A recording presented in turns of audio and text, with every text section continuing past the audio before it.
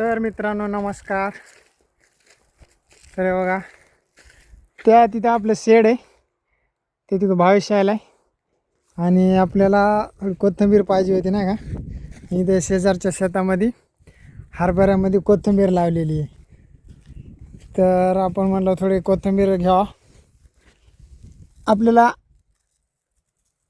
हा बघा एकच नंबर कोथिंबीर आहे इथं आणि आपल्याला जास्त नाही लागणार, 2च झाडं. कारण की भाजी बनवायची नाही का, भाजी आणली आज, चिकन आणलेलं आहे.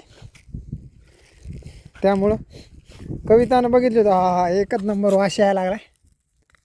शक्कूनं बघितली होती कोथिंबीर, तिला माहीत होती म्हणून ती म्हणली आपल्याला थोडी कोथिंबीर आणा.